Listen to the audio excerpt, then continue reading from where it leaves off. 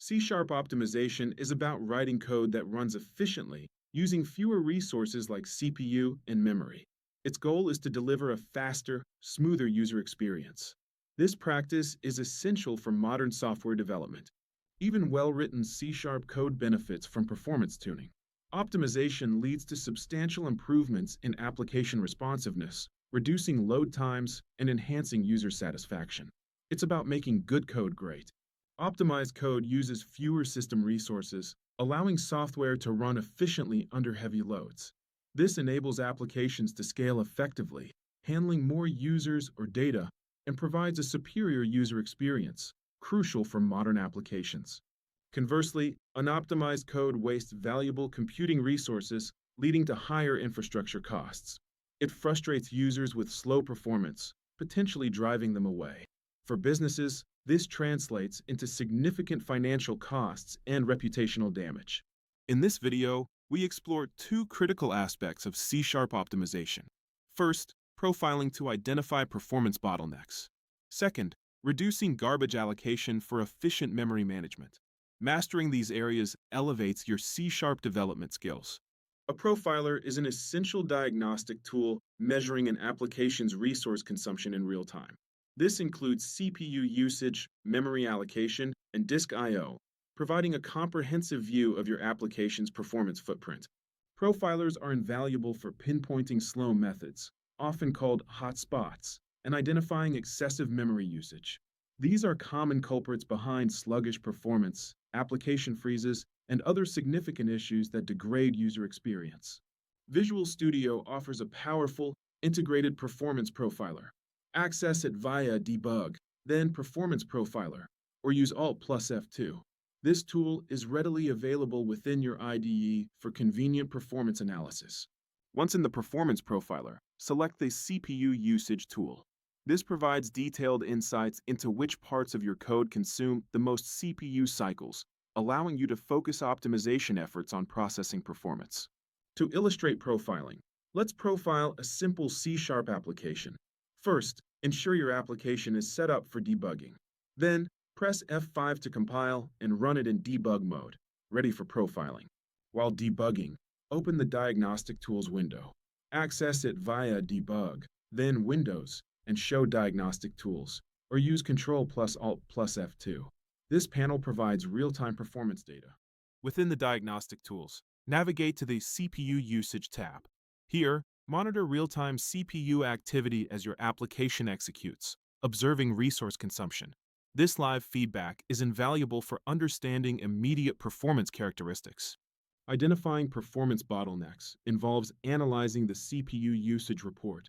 Pay attention to exclusive CPU and inclusive CPU times.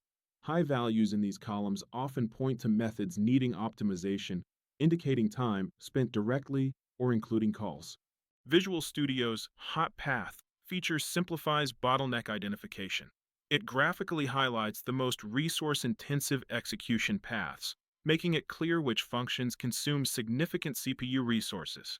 This visual guidance directs optimization efforts effectively. Visual Studio intelligently highlights potential performance issues directly within profiler results.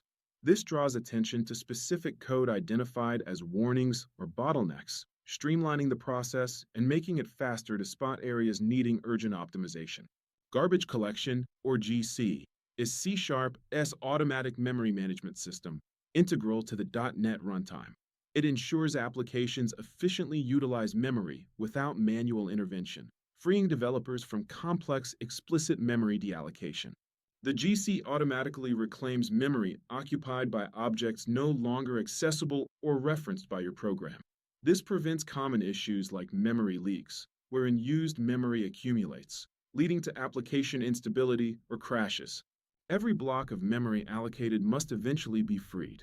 The frequency and duration of GC cycles directly impact your application's performance. Frequent or long-running GC pauses can introduce noticeable delays, affecting responsiveness and user experience. Fewer memory allocations directly translate to less time spent by the garbage collector. This reduction in GC activity leads to more predictable and consistent application execution times, as there are fewer interruptions for memory management. Garbage allocation refers to creating new objects in memory that will eventually be collected by the GC. Every new class instance performs a garbage allocation. Understanding this concept is crucial for optimizing memory usage. High allocation rates, constantly creating many new objects, can trigger more frequent and longer GC cycles. These pauses introduce noticeable interruptions, impacting your application's overall performance and responsiveness, especially in real-time scenarios. Our first tip for reducing garbage allocation is to use struct instead of class for small, simple data structures. Understanding the fundamental difference between value types and reference types in C# is key. Structs are value types, stored directly on the stack, offering faster memory allocation. Classes are reference types, allocated on the managed heap, with only a reference on the stack. This distinction has profound performance implications. For small, immutable data structures, structs are generally faster due to memory allocation differences, avoiding heap overhead in GC. Aim to keep structs compact, ideally under 16 bytes, to maximize these performance benefits. However, when a struct is cast to an interface type or object, it undergoes boxing. This wraps the struct in a new heap-allocated object, leading to performance overhead and memory allocation, negating some struct benefits. Our second tip: avoid unnecessary string concatenations, especially in loops. Repeatedly using the plus operator creates new string objects with each operation, rapidly generating significant temporary garbage for the GC to collect. Instead, String Builder offers a more efficient way to construct strings, especially with multiple concatenations. It uses a mutable buffer, appending characters without creating new string objects for each modification, reducing garbage and improving performance. For concatenating a collection of strings, string concat is often the most performant choice. It calculates total size upfront and allocates memory once, optimizing the process and minimizing intermediate garbage, unlike repeated plus operations. Object pooling is a design pattern that reuses expensive objects instead of constantly creating and destroying new ones. This is beneficial for frequently created/destroyed objects or those with high initialization costs, optimizing resource-intensive object creation. This technique maintains a pool of ready-to-use objects. When needed, an object is retrieved. When no longer required, it's returned. This improves efficiency by reducing memory allocation/deallocation overhead, minimizing GC pressure, and improving performance. The .NET Framework provides the ObjectPool class, typically in Microsoft, extensions.objectpool. This offers a standardized way to manage object pools, abstracting boilerplate code. Utilizing ObjectPool makes integrating this pattern into applications much easier. Our fourth tip: use array. Clear instead of creating new arrays when resetting elements. This choice significantly impacts memory efficiency, especially for large arrays or frequent resets, offering better performance. Array. Clear efficiently resets a range of elements to their default values.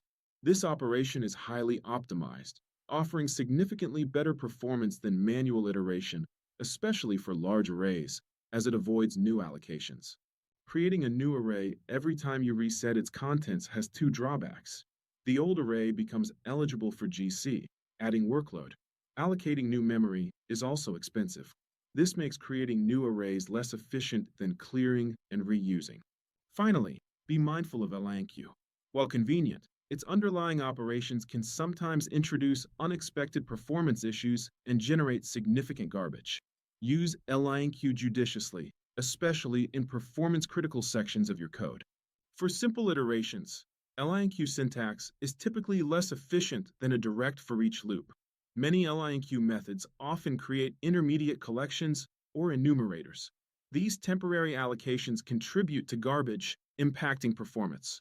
Always use the right data structure for your LINQ queries to maximize efficiency. Querying an array or list directly is often more efficient than converting to an IEnumerable and then querying, which can introduce overhead. Optimize LINQ to SQL or Entity Framework queries to minimize data transferred between your application and the database. Efficiently filtering and projecting data at the database level significantly reduces network overhead and client-side memory consumption. Let's put these techniques into practice. Here's a before example of C-sharp code.